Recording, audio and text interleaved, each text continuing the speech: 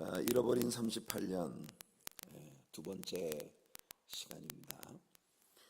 사실은 이 부분을 한 주간 정도 더 연장을 해서 한 3주간 정도 걸쳐서 공부를 할까 했었는데 오늘 저녁에 21장까지 다 마치는 것으로 이렇게 스케줄을 좀 변경을 했습니다. 17장부터 우리가 한번 볼게요. 또 하나님께서 우리를 인도해 가시는 데까지 우리가 함께 하도록 하겠습니다. 17장은 여러분들이 잘 알고 계시는 아론의 지팡이에 싹이 나는 그런 장면을 우리에게 보여주는 말씀입니다. 우리는 이미 민수기 12장을 통해서 미리암과 아론이 모세가 구스 여자를 취하여 재혼을 했던 사건을 두고 모세를 나무라면서 여호와가 모세와만 말씀하셨느냐 우리와도 말씀하지 않으셨느냐 하면서 이렇게 그 모세에게 주신 하나님의 영적인 권위에 대하여 도전하는 그와 같은 일을 행하다가 하나님께서 미리암을 치셔서 문둥병이 발하게 되고 또 그 아론이 미리암을 위해서 기도하고 하나님께서 그녀를 치료하시는 그런 장면을 우리가 보았습니다. 우리가 여기서 분명히 배웠어요. 감히 하나님의 종에게 불편한 소리를 해서 하나님께서 미리암과 아론에게 분노하셨다. 우린 절대 이 말씀을 이렇게 해석하면 안 된다고 우리 배웠습니다. 미리암도 선지자였고 아론도 제사장이었습니다. 이 두 사람 다 주의 종들이고 더군다나 아론에게는 더없이 소중한 동역자들이었어요. 아마 미리암이 없었다면 모세는 이 땅에 존재할 수도 없었을지도 모릅니다. 태어나고 석 달 동안을 숨겨진 채 길리워지고 그리고 나일강에 버려졌을 때 미리암이 기지를 발하여 모세가 바로의 궁궐에서 어답트되어서 자랄 수 있는 길을 열어주었기 때문에 사실은 모세가 존재할 수 있었던 거죠. 게다가 아론도 모세가 나 같은 사람이 무슨 하나님의 백성들을 애굽에서 이끌어낼 수 있겠습니까? 보낼 만한 사람을 보내십시오. 이렇게 하나님 앞에 자기는 못한다고 말할 때 하나님께서 아론을 그의 곁에 붙여주셔서 모세에게 용기를 주시고 또 모세의 동역자로서 그 바로 왕의 궁궐에 드나들면서 큰 일을 함께했던 그런 종이었죠. 많은 면에서 미리암이나 아론이나 만일 모세가 인간적으로 뭔가를 잘못했다면 분명히 모세에게 잘못을 지적할 수 있고 그리고 또 올바르게 해야 한다고 조언을 해줄 수 있는 사람들이었었어요. 그런데 미리암과 아론의 마음속에 숨겨진 저의가 단순히 모세를 지적을 해주고 격려해 주어서 올바른 방향으로 가도록 유도하기 위한 것이 아니라 이런 일들을 기화로 해서 하나님께서 세우신 그 authority chain에 도전하려고 하는 그런 저의가 엿보였기 때문에 하나님께서 이 일을 심각하게 다루신 것이었다는 걸 우리가 배운 바 있습니다. 이런 사건이 리더십의 체인 안에서 리더십의 그 서클 안에서 벌어졌다고 하는 것을 우리가 눈여겨볼 필요가 있는 거예요. 사실 이런 일들은 일반 백성들에게서는 잘 일어나지 않는 일이죠. 보통 리더십의 서클 안에 있는 사람들 안에서 보이지 않는 이런 어떤 하나님이 세우신 영적 질서에 내가 좀 전복적인 그런 태도를 취하려고 하는 욕심이 일어나게 되는 경우를 종종 볼 수 있습니다. 고라라고 하는 사람이 일으켰던 이 아론의 제사장직에 대한 도전, 이것이 우리가 지난 수요일 저녁에 공부했던 중요한 부분이었습니다. 이 부분 역시도 이 고라 역시 레위지파 같은 아론과 동일한 레위지파 사람인데 하나님께서 자신에게 아론처럼 그렇게 대제사장으로서의 거룩한 의관을 입고 백성들 앞에서 멋진 퍼포먼스를 할 수 있는 그런 위치에 자신을 세우지 않고 다만 그 언약궤라든지 성전 안에 있는 가구들을 운반하는 단순 노동을 하는 그런 성전 종사자로 자신의 집안을 부르셨다는 것에 대해서 굉장히 불만을 가지고 있어서 자신에게 주신 기름 부으심이 아닌 제단에서 분향을 하고 이렇게 그 대제사장이 하는 그런 역할에 자기가 모세가 도전을 하려고 하는 그런 의도를 가지고 반란을 획책했던 것을 우리가 보았습니다. 불행히도 그 고라의 그 반역에 동참했던 250명이나 되는 사람들이 고라가 대제사장이 되면 자기들도 전부 제사장의 한 직분을 맡아서 각자 하나님 앞에 분향을 하겠다고 자기들 나름대로 분향단을 다 만들어 가지고 그걸 하나님의 제단 앞에 갖다 놓고 대기하고 있었던 이 사람들이 결국 하나님께서 그들을 치셔서 제단에서 나온 불꽃에 완전히 살라지고 또 고라와 함께 있었던 자들이 이스라엘 백성들과 따로 구별된 자리에 있을 때 지진이 일어나서 땅이 그 사람들을 모두 삼켜버리는 그런 무서운 일이 벌어졌던 것을 우리가 보았습니다. 자, 이 사건이 있고 난 후에 하나님께서는 이스라엘 백성들에게 한 가지를 분명히 해두고 싶어 하셨습니다. 그것은 뭐냐면 어떤 사람이 나의 제단에서 무슨 일을 할 것인지는 그 사람들이 선택하고 결정하는 게 아니라 그들을 사용하시는 하나님께서 선택하셔서 그들에게 기름을 부으시는 것이라는 걸 하나님은 이 일을 통해서 분명히 하고자 하셨던 것입니다. 그래서 지난번 고라 일당의 사건이 있고 난 후에 하나님께서는 모세를 부르셔서 이렇게 말씀하시고 계신 거예요. 자, 1절부터 3절까지 말씀을 같이 한번 읽어보겠습니다. 민수기 17장입니다. 1절부터 3절이에요. 시작. 여호와께서 모세에게 말씀하여 이르시되 너는 이스라엘 자손에게 말하여 그들 중에서 각 조상의 가문을 따라 지팡이 하나씩을 취하되 곧 그들의 조상의 가문대로 그 모든 지휘관에게서 지팡이 12를 취하고 그 사람들의 이름을 각각 그 지팡이에 쓰되 레위의 지팡이에는 아론의 이름을 쓰라. 이는 그들의 조상의 가문에 각 수령이 지팡이 하나씩 있어야 할 것임이니라.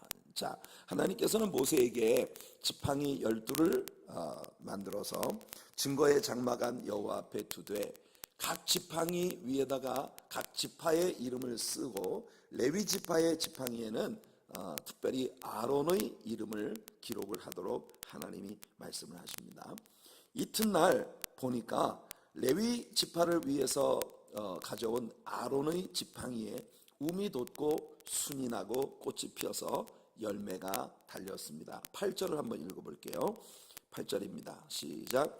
이튿날 모세가 증거의 장막에 들어가 본즉 레위 집을 위하여 낸 아론의 지팡이에 움이 돋고 순이 나고 꽃이 피어서 살구 열매가 열렸더라. 자, 우리가 그 성막에 대해서 공부를 할 때 하나님께서 그 성막을 만들으라고 하실 때 이 제단에 쓰여지는 그 소품들 가운데 이 살구의 문양을 따라서 만들도록 한 것이 두 가지가 있었습니다. 기억나시나요?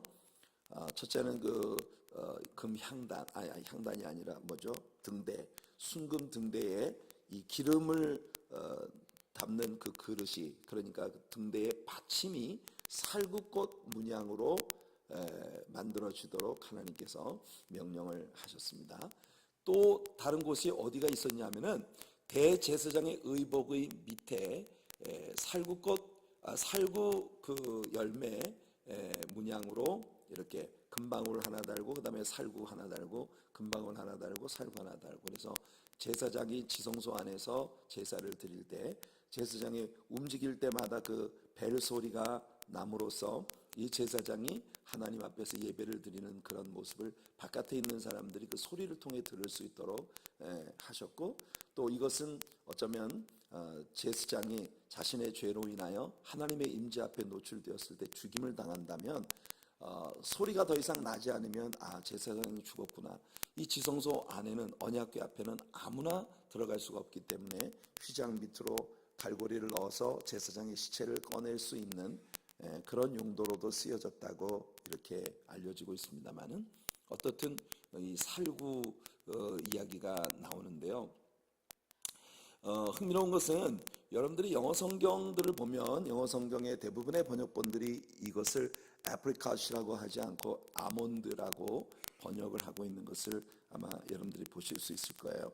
제가 제 여기 핸드폰에 그 My Souled Bible이라고 하는 그 헬라어 히브리어 원어 성경 프로그램이 있는데, 여기에서 제가 이 구절을 찾아보면 여기 히브리 말로 우리말에 살구 열매가 열렸다고 말한 그 살구 열매가 히브리 말로 샤카드입니다. 샤카드.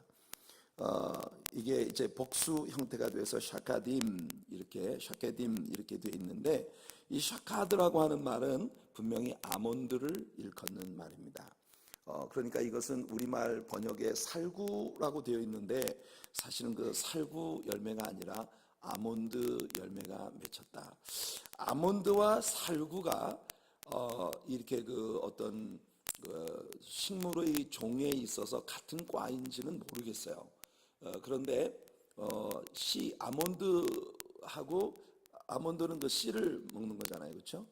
살구는 그 과육을 먹는 그런 과일인데, 살구 씨가 아몬드하고 좀 유사하게 생기긴 했습니다. 그래서 그게 비슷한지는 모르겠는데, 아무튼 여기 나오는 이 우리말 성경의 살구 열매는 아몬드예요. 그런데 제가 그 성서 지리에 나오는 아몬드 꽃과 그 아몬드 열매에 대한 그림을 보니까 이것이 우리나라의 살구와 유사한 부분이 있어요.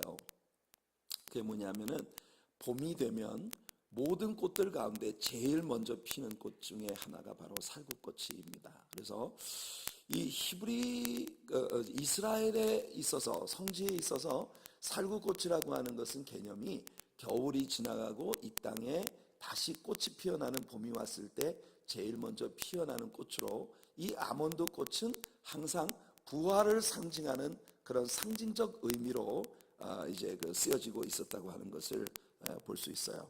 그래서 어쩌면 이 아론의 쌍난 지팡이는 예수 그리스도의 부활을 우리에게 보여주는 그런 그림으로 하나님께서 제공해 주신 것일 것이다. 많은 성경학자들이 그렇게 보는 것입니다. 예수 그리스도는 사망을 이기시고 부활하심으로써 그가 분명히 하나님의 아들이셨고, 또한 하나님의 지극히 큰 대제사장으로 하나님께서 직접 세우신 분이시라고 하는 걸, 히브리서, 요즘 우리가 새벽 시간에 히브리서를 배우고 있거든요. 굉장히 좋습니다.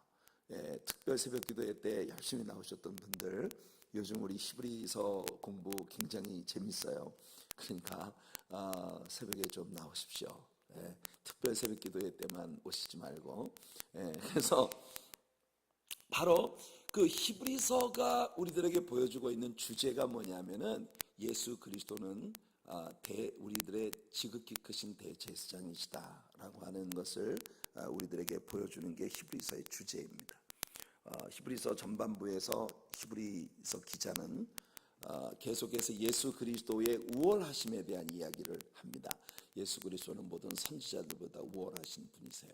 왜냐하면 역사 가운데에서 많은 선지자들에게 여러 가지 다양한 방법으로 계시를 해오신 하나님이 만물의 마지막에 예수 그리스도를 통해 직접 예수 그리스도를 통하여 우리들에게 계시를 보여주셨다. 그러니까 예수 그리스도는 모든 계시의 완성이시고, 사실은 예수님은 말씀의 인카네이션, 화육하심 아닙니까? 그러니까 예수님 자신이 메시지이고, 예수님 자신이 가스펠 복음이고, 예수님 자신이 바로 그 계시예요. 그러니까 모든 선지자들보다 우월하시죠. 또 예수님은 천사들보다 우월하시다. 히브리서 기자가 변증합니다. 천사는 하나님과 성도 사이에 심부름꾼으로 세움받은 자들이지만 예수 그리스도는 하나님과 동일 본질을 가지신 하나님이시라고 하는 것을 우리들에게 선포함으로 천사보다 예수님이 우월하시다. 그 다음에 구약은 율법으로 대변되고 율법의 대표는 모세입니다. 그래서 예수 그리스도는 모세보다 우월하시다. 그 히브리 사람들이 그들에게 최고의 자존심으로 가지고 있었던 율법을 대변하는 모세보다 우월하시다. 그러니까 모든 율법들보다 우월하시다는 게 히브리서 기자의 변증입니다. 그리고 예수 그리스도는 구약에 있었던 모든 제사장의 직분보다 우월하시다. 그래서 예수 그리스도의 제사장직에 대하여 우리들에게 변증을 하는 것이 히브리서 기자의 설명인데요.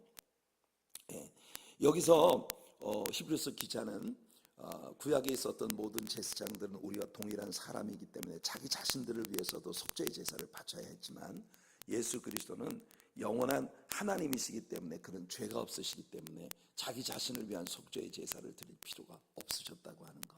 그래서 예수님이야말로 우리의 모든 연약함과 우리의 환경을 다 그 몸으로 다 받아내실 수 있는 능력의 하나님이시라는 거. 그래서 예수 그리스도가 그 몸을 통해서 열어주신 그 휘장 사이로 지성소 하나님의 임재하심 앞으로 나아가 우리 각자가 왕같은 제사장으로서 하나님을 만날 수 있는 길을 예수님이 열어주셨다는 게 히브리서 기자의 논지인 것입니다. 그래서 어쩌면 여기 우리 지금 민수기에 난 그 아론의 지팡이에서 난 이 살구 열매는 어쩌면 그 예수 그리스도의 부활을 우리들에게 보여주는 그런 그림이라고 많은 성경학자들이 생각하고 있는 것이에요. 구약의 성막은 우리에게 오직 한 제사장이 있고 한 희생이 있고 천국에 들어간 오직 하나의 문이 있다는 걸 보여주고 있습니다. 그런데 불행히도 교회의 역사 가운데 수많은 사람들이 하나님과 사람 사이에 자신들이 어떤 중재자 역할을 하는 특별한 예수 그리스도와 같은 존재라고 하는 것을 주장하는 인간들이 있어 왔습니다. 우리가 요한계시록에서 니골라당의 교훈을 따르는 교회들에 대한 우리 주님의 신랄한 비판의 편지들이 있었던 것을 기억합니다. 이 니골라당이라고 하는 것은 뭐냐면 자신들이 하나님과 백성들 사이에 어떤 그 권위로서 세워져 있다고 하는, 마치 자기들을 통해야 하나님께로 갈 수 있다고 하는 것을 주장하는 이단들이 교회 역사 가운데 항상 있어 왔다는 거예요. 중세 캐톨릭 교회가 부패했을 때 캐톨릭 교회 부패에 아주 두드러지는 중요한 부분 중에 하나가 바로 사제들의 계급 제도입니다.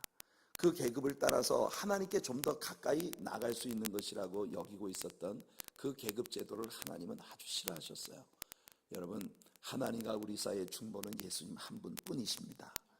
그리고 예수 그리스도 이외에 우리들 모두는 왕같은 제사장으로서 우리 하나님 앞에 주께서 열어주신 휘장을 지나 보혈을 지나 그리스도의 하나님의 임재 보좌 앞으로 우리는 예배하며 나아갈 수 있는 길이 열려진 거예요. 여러분들이 앞에 있는 목사는 구약의 제사장직을 승계한 그런 제사장이 아닙니다.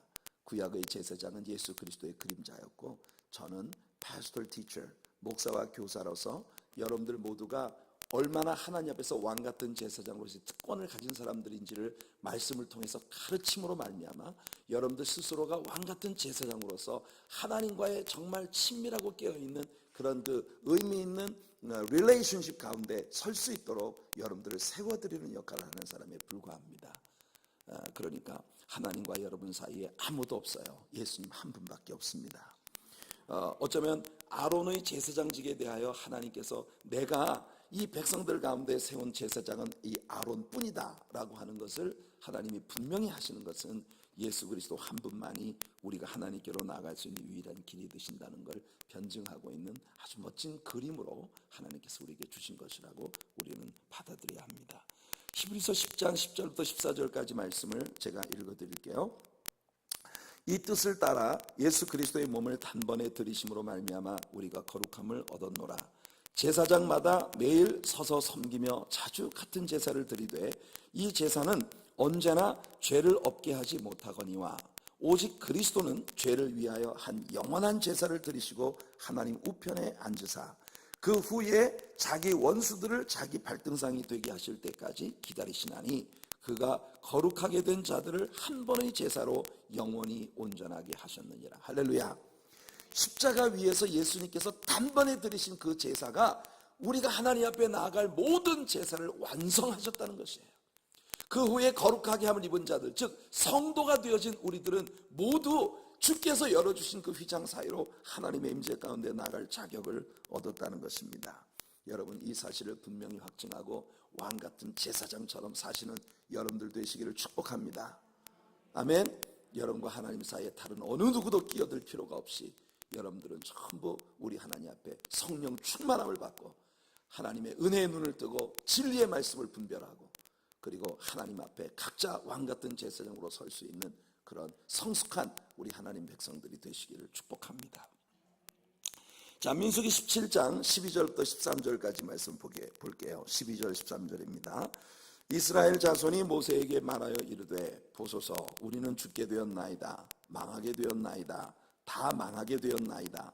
가까이 나아가는 자 곧 여호와의 성막에 가까이 나아가는 자마다 다 죽사오니 우리가 다 망하여야 하리까? 여러분, 이스라엘 백성들이 지팡이에 싹이 난 것을 본 후에 두려워하는 모습을 성경은 우리들에게 이렇게 묘사하고 있습니다. 와, 놀랍지 않습니까? 15,000명의 희생이 있고도 아직 교만하던 그들이 조용히 피어난 꽃 한 송이로 말미암아 두려워 떨며 하나님 앞에 부복하고 엎드리는 모습을 보세요. 이게 복음의 능력입니다. 15,000명의 죽음이 하지 못했던 일을 정말 하나님의 능력으로 마른 나무에서 피어난 이 꽃 한 송이가 하고 있는 것이에요. 이게 예수 그리스도의 부활의 능력입니다. 이것이 바로 성령의 권능입니다. 스가랴 4장 6절에서 하나님이 선포하신 바 이는 힘으로도 되지 아니하고 능으로도 되지 아니하고 오직 나의 신으로 되느니라 말씀하신 그 말씀의 선포처럼 성도 여러분, 여러분의 삶이 단조롭고 건조하고 그리고 무익하고 상당히 저조하다고 생각하시나요? 사망이 깃들듯이 어둠에 잠식되어 가고 있는 그런 초라한 것이 되어가고 있다고 생각하십니까? 부활의 주 예수 그리스도께 오시기 바랍니다.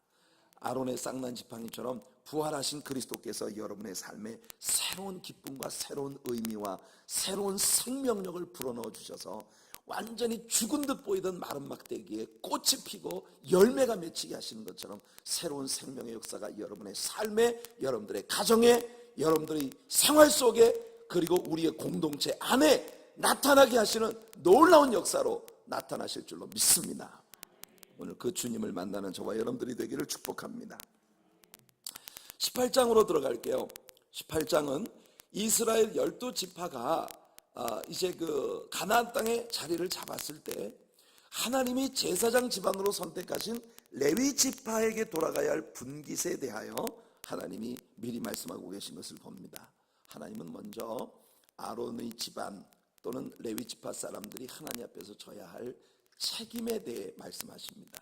자, 1절을 한번 읽어볼게요. 민수기 18장 1절입니다. 여호와께서 아론에게 이르시되 너와 내 아들들과 내 조상의 가문은 성소에 대한 죄를 함께 담당할 것이요 너와 내 아들들은 너희의 제사장 직분에 대한 죄를 함께 담당할 것이니라. 하나님은 아론과 레위인들의 분깃에 앞서서, 즉 그들이 차지할 그들의 몫에 대한 이야기를 하기에 앞서서 먼저 그들의 책임에 관해서 말씀하고 계신 것이에요. 오늘날 우리들은 하나님의 자녀들로서 아름다운 간증적 삶에 대한 책임을 가지고 있습니다. 우리의 가족들에게, 우리 또 교회에 대하여, 또는 우리들의 이웃에 대하여, 뉴욕과 뉴저지에 있는 한인 커뮤니티에 대하여 하나님의 사랑교회 공동체는 책임이 있습니다. 우리가 이 세상 사람들에게 하나님의 의를 따라 사는 삶이 어떤 것인지를 보여주어야 할 책임이 있어요. 예수 그리스도의 사랑을 입은 사랑의 공동체의 모습이 어떤 것인지를 올바르게 사람들에게 보여주어야 할 책임이 우리들에게 있다는 것이에요. 반역을 일으켰던 고라가 레위 자손들 중 하나였다는 건 참으로 놀랍고 슬픈 일입니다. 다툼과 비난과 참소는 무익합니다. 특히 교회의 리더십들의 랭크 안에서 일어나는 이와 같은 일들은 교회의 간증을 깨뜨릴 뿐만 아니라 하나님을 심히 슬프게 하고 그 교회 공동체 안에 있는 많은 사람들의 생명을 빼앗아가는 그런 무서운 교회를 파괴시키는 일이 초래된다는 사실을 우리는 잊지 말아야 해요. 그래서 교회의 리더십들은 항상 교회 안에 벌어지고 있는 모든 죄에 대한 책임을 그 리더십들이 져야 된다는 사실에 대한 인지가 우리들에게 있어야 한다는 것이에요. 그래서 아까도 말씀했습니다마는 아론과 미리암, 모세와 함께 있었던 최고 랭크에 속한 지도자들 그룹 안에서 문제가 벌어졌고, 또 같은 레위 지파 안에서 이런 문제가 야기되었다는 것, 오늘날의 현대 교회 안에서도 벌어지고 있는 일들을 보면 정말 교회 안에 많은 문제들이 이 아주 높은 랭크에 속한 리더십 그룹들 안에서 벌어지고 있다고 하는 게 비극적인 일이죠. 우리 하나님의 사랑교회는 그런 면에서 자유함이 있고 은혜가 있고 하나님의 사랑이 향기가 넘쳐나는 그런 우리 교회로 하나님이 우리를 세워주실 줄로 믿습니다. 아멘. 우리가 지금도 너무나 좋은 장로님들이 계시고 또 앞으로 우리 교회를 섬길 장로님들을 뽑고자 하는 그런 일들을 우리가 시작하고 있는 지금 하나님께서 우리들의 모든 행하는 일들 가운데 함께 하셔서 우리들의 리더십들이 정말 세상에 크리스찬 공동체란 모름지기 이런 것이다, 이런 것을 보여줄 수 있는 그런 공동체로 그런 리더십들로 하나님께서 우리들을 세워주시기를 소원합니다. 자, 2절 3절을 읽어보겠습니다. 제사에 있어서, 즉 오늘날로 말하면 예배에 있어서의 제사장의 책임에 대하여 성경은 이렇게 말합니다. 2절 3절이에요. 너는 내 형제 레위 지파 곧 내 조상의 지파를 데려다가 너와 함께 있게 하여 너와 내 아들들이 증거의 장막 앞에 있을 때 그들이 너를 돕게 하라. 레위인은 내 직무와 장막의 모든 직무를 지키려니와 성소의 기구와 제단에는 가까이 하지 못하리니 두렵건대 그들과 너희가 죽을까 하노라. 하나님은 이 말씀을 통해서 레위 지파 가운데서 다시는 고라와 같은 사람이 나오지 않도록 못을 받고 계십니다. 그러나 레위인이 성소의 기구와 단에 가까이 하면 그들과 너희가 죽을까 하노라 라고 하는 이 말씀을 보면 얼마가는 아론에게도 책임이 있다고 하는 것을 하나님이 말씀하시고 계신 것 같습니다. 주의 종들에게는, 함께 교회를 섬기는 장로님들에게 예배가 얼마나 중요하고 두려운 일인가 하는 것을 가르쳐야 할 책임이 있고, 장로님들은 주의 종들 곁에서 예배에 모든 생명을 거는, 정말 예배의 모든 심혈을 기울여서 하나님 앞에 종사하는 그런 리더십들로 서야 한다는 것을 우리는 이 구절을 통해서 배우게 되는 것이에요. 자, 20절까지의 말씀은 레위인들과 아론의 집안의 소득에 관한 말씀을 하고 계십니다. 12절과 13절을 보시면 밭의 소산에 처음 난 것은 아론에게 돌리라고 하셨어요. 저는 이 말씀이 너무 좋습니다. 왜 좋은지는 모르겠어요.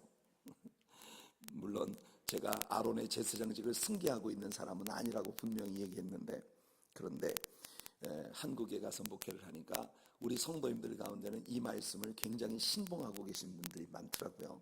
그래서 부산에 제가 사역을 하고 있을 때 우리 성도님 가운데 닭을 기르는 분이 있는데, 그 닭이 알을 낳은 거를 제일 먼저 낳은 것을 다 모아가지고 갖고 왔어요.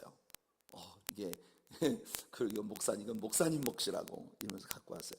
성경의 올바른 해석인지는 잘 모르겠지만 아무튼 좋더라고요. 소득에 처음 익은 열매들은 다 이건 목사님 몫이다. 우리 교회에 배를 타고 고기를 잡는 어부가 있었어요. 그래가지고 그분은 매일 나가가지고 제일 좋은 생선을 잡히면 이건 다 우리 목사님 거다 이래가지고 그걸 고기를 잡아다가 늘 팔고 이렇게 생계를 유지해 나가시는 분인데, 나가서 고기를 잡아가지고 제일 좋은 건 이건 우리 목사님 걸로 하나님이 주신 것이다 이래가지고 갖고 오곤 했어요. 참 좋더라고요. 속물근성을 용서하시기 바랍니다. 그런데 아무튼 이 성경은 우리들에게 그렇게 말하고 있습니다. 15절 16절을 보면 사람이나 짐승이나 처음 난 것은 다 아론의 것이지만 그것들을 대속할 수 있다고 말씀하십니다. 우리가 대속이라고 하는 개념이 뭔지를 지난번에 배웠습니다. 그렇죠? 하나님 앞에 바쳐져야 할 것들을 우리가 돈으로 대신 계산해서 드리는 그런 그 방식이 하나님께로부터 선포되었던 것을 우리는 배운 바 있어요.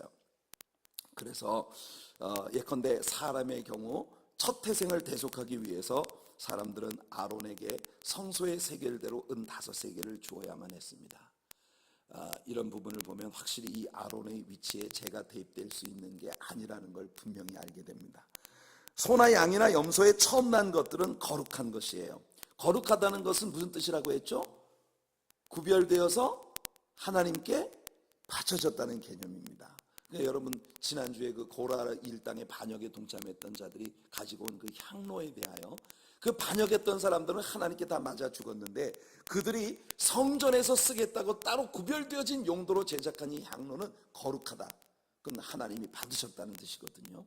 그러니까 그런 개념을 가지고 있는 것입니다. 그래서 이런 재물들은 값으로 받아서는 안 된다고 말씀하십니다.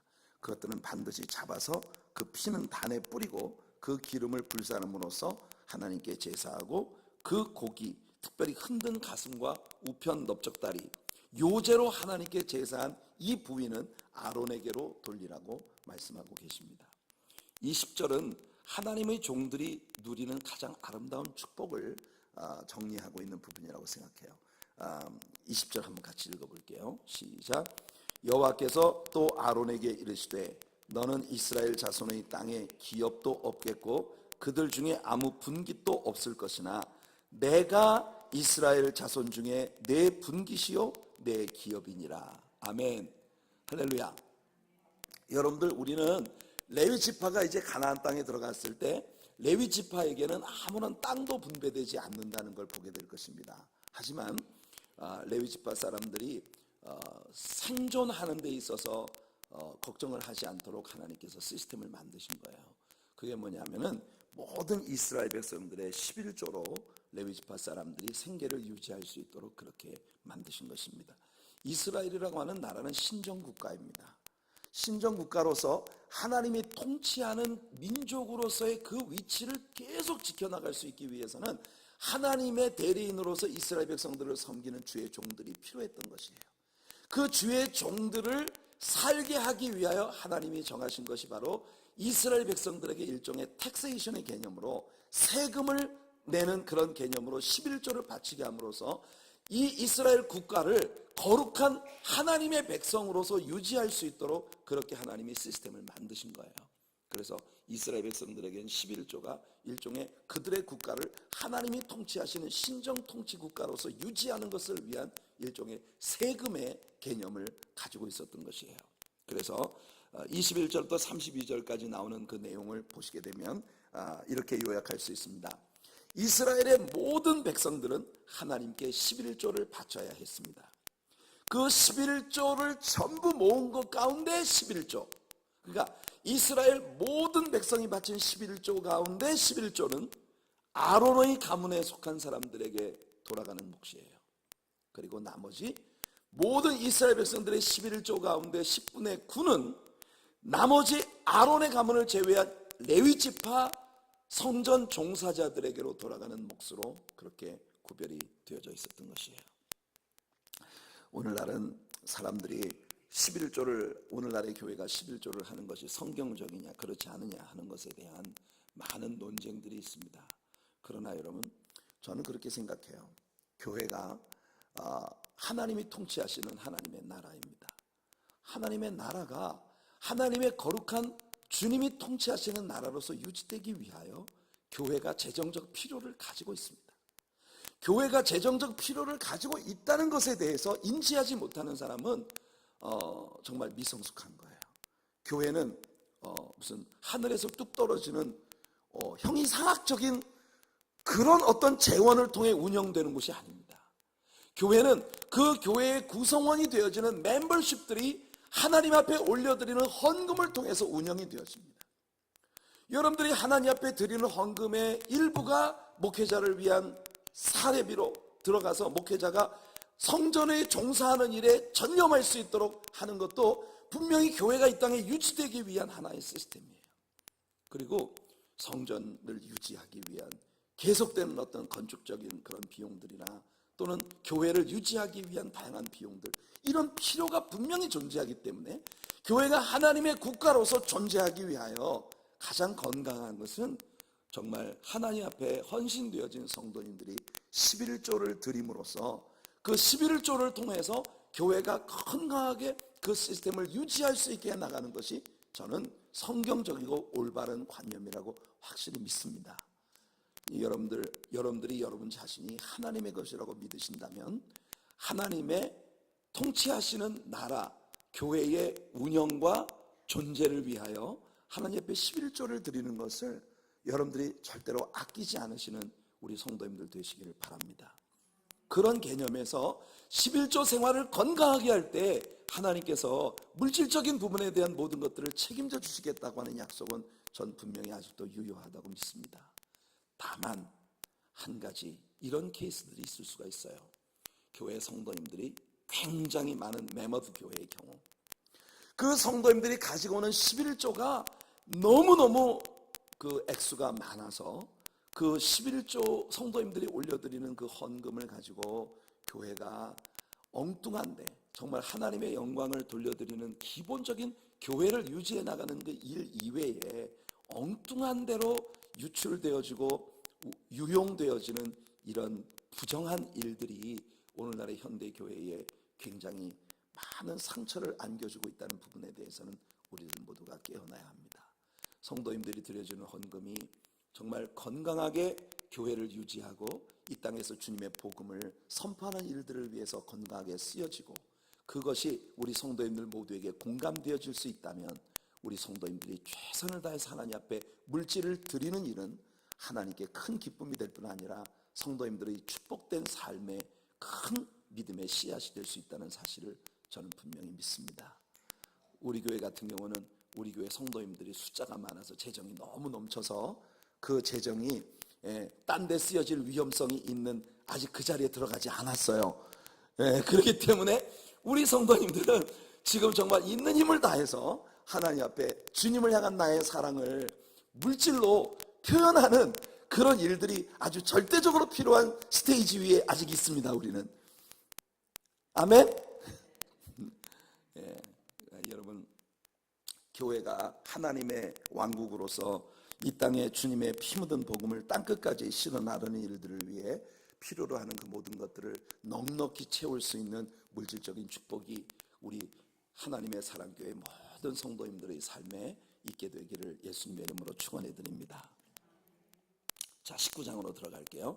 19장은 아주 흥미로운 그 법이 우리들에게 선포되고 있습니다. 이건 붉은 암소의 재로 바치는 제사에 대한, 이건 일종의 속죄 제사입니다. 속죄 제사인데요, 붉은 암소의 재로 바치는 제사에 관한 이야기가 나옵니다. 우리 한번 읽어볼게요. 1절 2절 같이 한번 읽어보겠습니다. 1절 2절 시작. 여호와께서 모세와 아론에게 말씀하여 이르시되 여호와께서 명령하시는 법의 율례를 이제 이르노니 이스라엘 자손에게 일러서 온전하여 흠이 없고 아직 멍에 매지 아니한 붉은 암송아지를 내게로 끌어오게 하고. 자, 보세요. 이것은 지금까지 하나님께서 제사에 쓰여질 짐승들에 대한 명령 가운데 최초로 암송아지, 즉 이 암컷 동물로 하나님 앞에 제사를 드리도록 하신 첫 번째 케이스입니다. 항상 1년 된 흠없고 점없는 수컷으로 이렇게 항상 그 수양, 수염소, 수송아지 이런 동물들의 그 이 남자 동물들로, 뭐 이렇게 말을 하는 게 맞는지 모르겠어요. 항상 이 수컷 동물들로 하나님 앞에 제사를 하도록 늘 명령을 하셨는데, 암컷 동물로 제사를 드리라고 명령하신 첫 번째 케이스가 이 암송아지로 하나님 앞에 바치는 제사예요. 이것은 속죄제의 일종인데요. 이어지는 내용을 쭉 읽어보면 뭐 암송아지의 뭐 내장을 제거하고 무슨 뭐 똥과 뭐 기름을 뭐 발라내고 뭐 이것들을 불에 살라가지고 가루로 만들어서, 내용은 그런 겁니다. 이 암송아지를 가루로 완전히 재로 만들어가지고 그 재를 항상 제사장이 휴대하고 다니도록 그렇게 말씀하신 것이에요. 17절부터 19절까지 말씀을 우리 읽어보겠습니다. 17절부터 19절 시작. 그 부정한 자를 위하여 죄를 깨끗하게 하려고 불사른 재를 가져다가 흐르는 물과 함께 그릇에 담고, 정결한 자가 우슬초를 가져다가 그 물을 찍어 장막과 그 모든 기구와 거기 있는 사람들에게 뿌리고, 또 뼈나 죽임을 당한 자나 시체나 무덤을 만진 자에게 뿌리되, 그 정결한 자가 셋째 날과 일곱째 날에 그 부정한 자에게 뿌려서 일곱째 날에 그를 정결하게 할 것이며, 그는 자기 옷을 빨고 물로 몸을 씻을 것이라. 저녁이면 정결하리라. 여러분, 하나님은 이 암송아지의 재를 휴대하고 다니다가 그것을 흐르는 물과 함께 그릇에 담아서 속죄제를 위해서 사용하라고 명령하시고 계신 거예요. 쉽게 얘기해 드릴게요. 이 암송아지의 재는 일종의 휴대식 속죄 제물이에요. 무슨 말인지 알겠어요? 이거는 항상 대제사장이 휴대하고 다니면서 속죄의 제사를 드리는데 쓰여졌던 속죄 제사의 용품입니다. 생각해 보세요. 이스라엘 백성들은 지금 광야를 계속 여행해 가고 있어요. 그런데 여행을 하고 있는 중에도 죄를 짓는단 말이에요. 그러나 매번 그 사람들이 죄를 지을 때마다 속죄의 제사를 위하여 행군을 멈추고 성막을 다시 설치하고 거기에서 제사를 드린다고 하면 그들은 도저히 행군을 계속할 수가 없었을 거예요. 백성들이 행군 중에도 계속해서 죄를 짓기 때문에. 그래서 이 암송아지의 죄는 항상 휴대를 하고 다니면서 계속 행진하는 가운데 이스라엘 백성들의 죄가 있을 때 그것을 정결하게 만드는 예식으로 사용하도록 하나님께서 명령을 하신 것입니다. 여기 붉은 암송아지의 죄 역시도 예수 그리스도를 상징하는 그런 물건이라고 믿습니다. 우리는 예수님께서 제자들의 발을 씻기시던 저녁을 기억합니다. 그때 예수님은 베드로에게 말씀하셨어요. 베드로야, 내가 만일 너를 씻지 않으면 너는 나와 상관이 없다. 왜죠? 제자들의 발을 계속 씻기는데 베드로가 예수님께 거부했어요. 베드로가 이르되 내 발을 절대로 씻지 못하시리이다. 그때 예수께서 베드로에게 대답하시기를 내가 너를 씻어주지 아니하면 내가 나와 상관이 없느니라. 예수님께 씻기움 받지 아니하면 누구나 하나님과 사귐을 가질 수 없다는 걸 예수님은 우리에게 분명히 하십니다. 우리는 다 죄인이기 때문이에요. 여기서 예수님은 이미 목욕했다 하더라도, 다시 말해 예수를 믿고 구원의 확증을 가지고 있다 하더라도, 이미 목욕했다 하더라도 우리는 항시 손과 발을 새롭게 씻김 받아야 한다고 말씀하십니다. 그 말은 일상적으로 저지르는 작고 소소한 죄악들까지 우리가 다 회개하고 우리 예수님의 보혈로 씻김을 받아야만 하나님과의 건강한 사귐을 유지할 수 있다는 것을 우리들에게 보여주는 것이에요. 아무도 예수 믿고 구원을 받고 난 이후에 나는 죄를 지은 적이 없다고 말씀하지 마십시오. 구원파들이 주장하는 게 그거죠. 우리는 한 번 구원받고 난 후에 다시는 죄를 짓지 않았다. 근데 그것은 거짓말입니다. 거짓말이고 그들은 죄를 지으면서도 이미 그 죄가 죄를 짓기 전부터 용서됐기 때문에 죄에 대한 가책 같은 것도 일체 느낄 필요가 없다는 게 그들의 주장인 것이에요.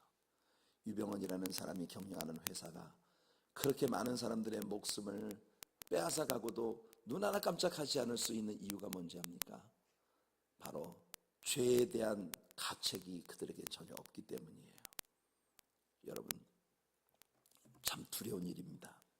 그러니까 우리는 항상 하나님 앞에 엎드릴 때마다 우리의 모든 죄악들을 주님께서 그 흘리신 보혈로 계속해서 씻어서 정결하게 해주시도록 기도하며 나아가는 우리들이 되기를 바랍니다.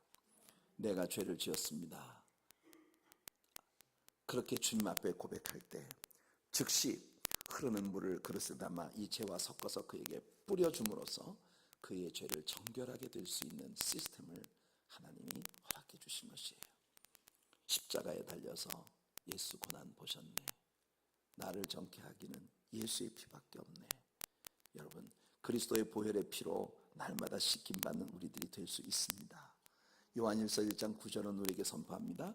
만일 우리가 우리 죄를 자백하면 저는 미쁘시고 의로우사 우리의 죄를 사하시며 우리를 모든 불의에서 깨끗하게 하실 것이라고. 아멘.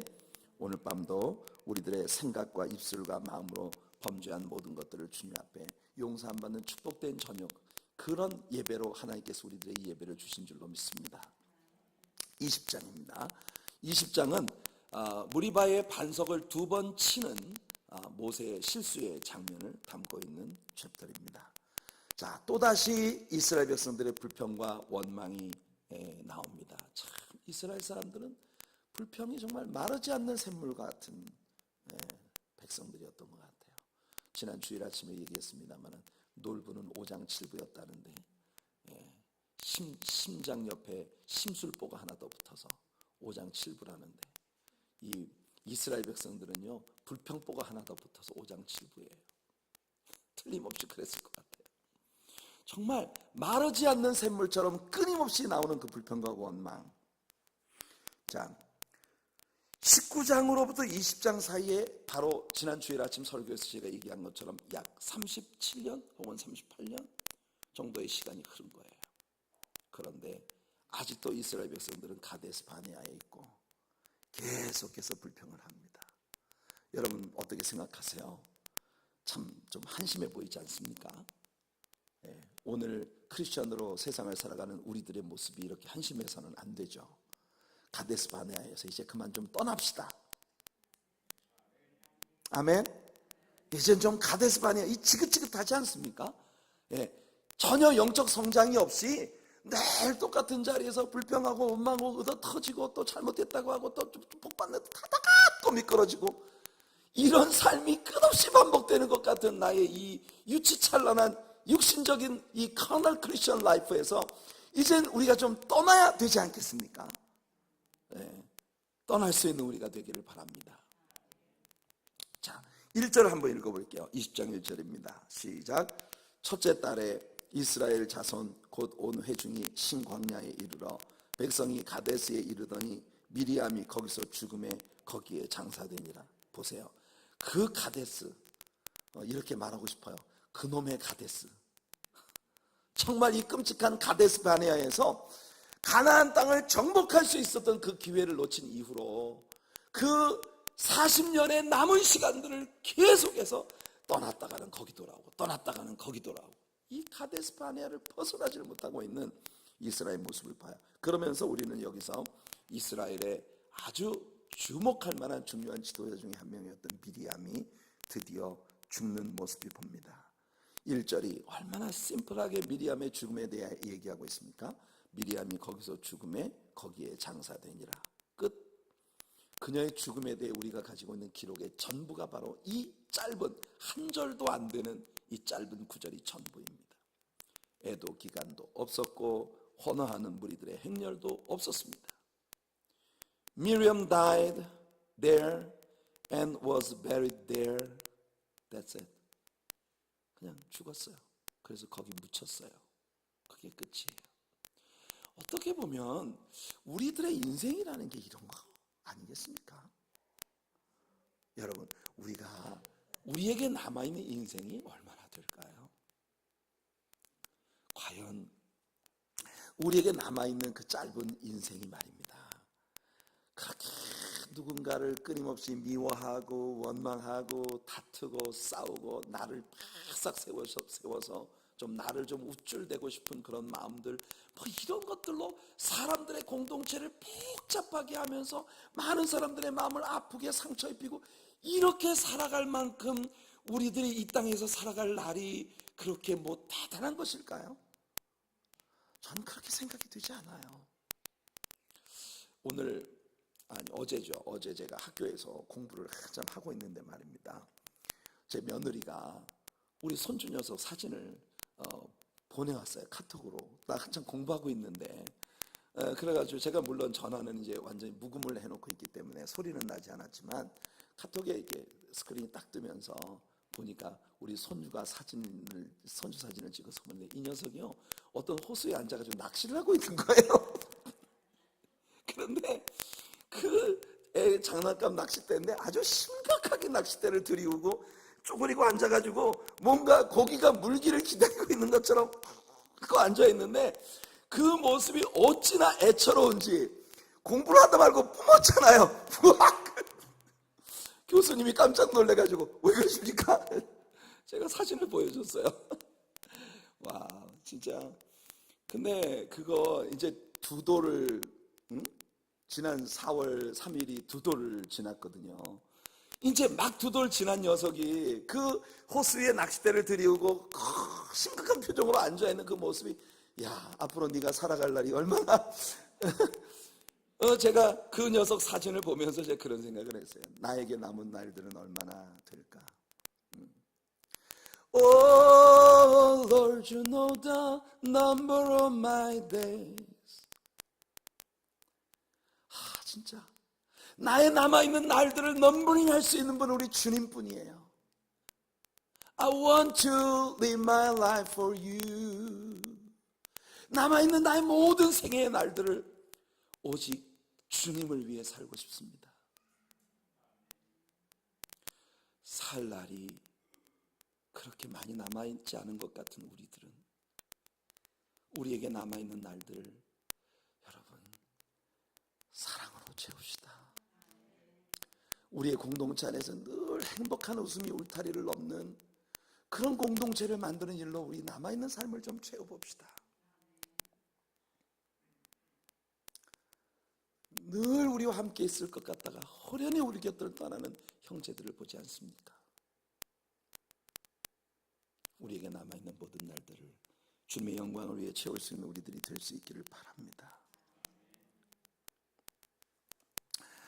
민수기 14장 30절에서 하나님은 여분네의 아들 갈렙과 누느의 아들 여호수아 외에는 내가 맹세하여 너희에게 살게 하리란 땅에 결단코 들어가지 못하리라 하신 이 말씀대로 이스라엘 사람들은 광야에서 이제 1세대들이 다 죽고 그들의 주목할 만한 리더들 가운데 한 사람 한 사람 그렇게 죽어가고 있는 모습이 보입니다. 이것이 이제 거의 끝자락이에요. 미리암이 죽었고 20장의 끝부분에 아론의 죽음에 관한 이야기가 나오고, 그리고 신명기의 메시지를 모압 평야에서 받고 난 후에 모세 역시도 느부산 기슭으로 호련히 사라집니다.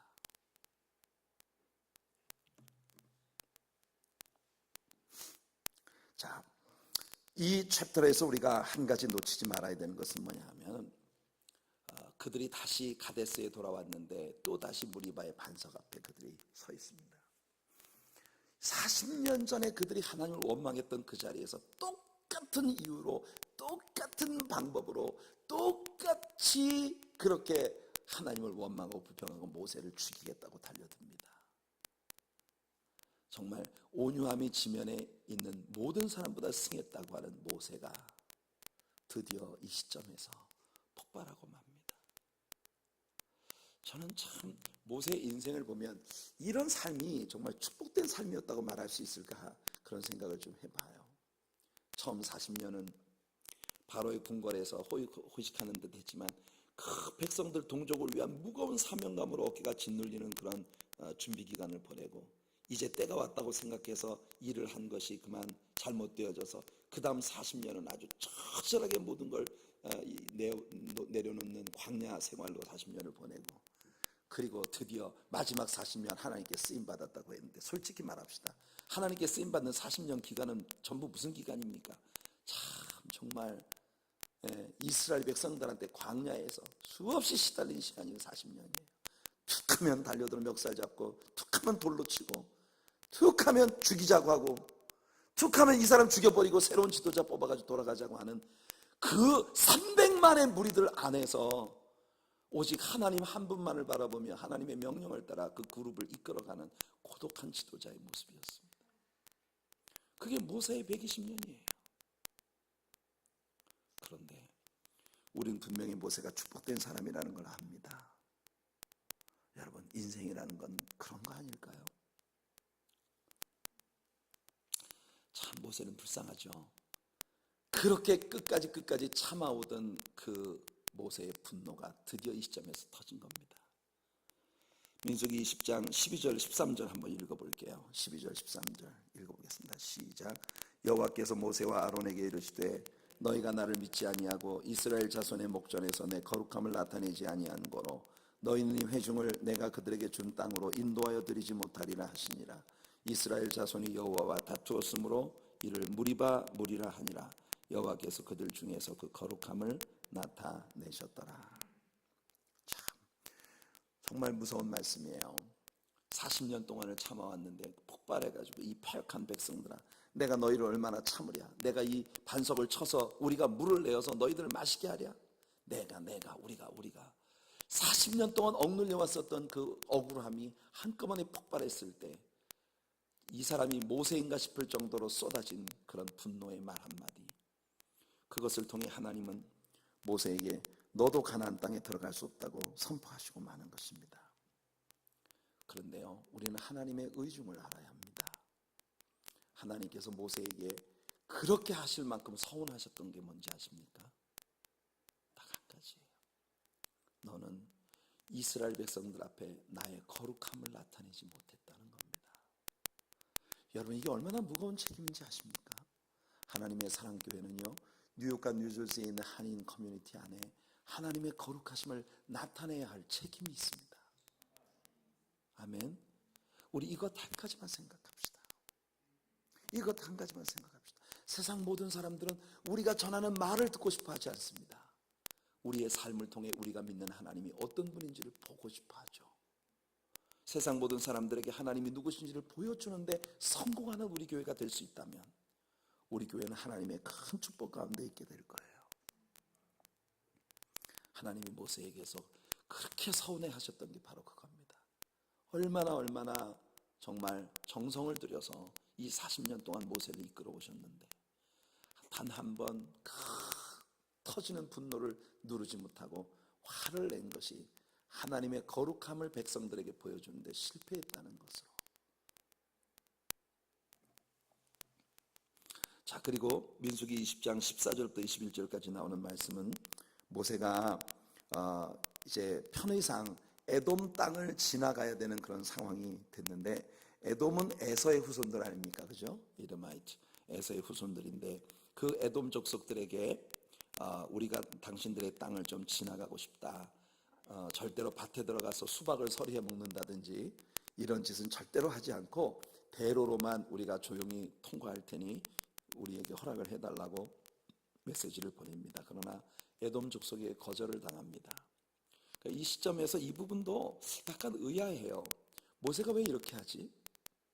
사실 모세가 이런 에돔 족속에게 허락을 받을 이유가 없었어요. 왜 그러냐면 이스라엘 백성들의 광야 생활이라는 게 뭡니까? 그냥 불기둥과 구름기둥이 일어나면 따라가고 멈추면 쓰고, 이게 여행이에요. 그러니까 성도 여러분, 우리가 인생을 살아가면서 한 가지 분명히 배웁시다. 하나님만 똑바로 보고 따라가세요. 그게 우리들의 성공의 비결입니다. 그러나 에돔 땅으로 들어가지 못하게 됨으로 말미암아 이스라엘 백성들이 이제 광야 생활의 마지막 여정을 굉장히 힘들게 잡아야 했어요. 이 에돔 땅을 남쪽으로 돌아서 요단강 동편으로 가서 모압 평원으로 해서 바로 요단강을 건너서 여리고 성으로 들어가야 되는 이 마지막 노정을 선택하게 된 것이고, 그 일로 말미암아 백성들이 입이 이만큼 나와가지고 불평과 원망을 한 것이 지난 주일 아침 우리가 다루었던 21장에 나오는 불뱀과 노뱀 사건의 단초가 되어진 것이에요. 여기까지 하겠습니다. 그래서 우리 21장은 지난 주일 아침 설교를 통해서 우리가 충분히 다루었기 때문에 오늘 우리가 여기까지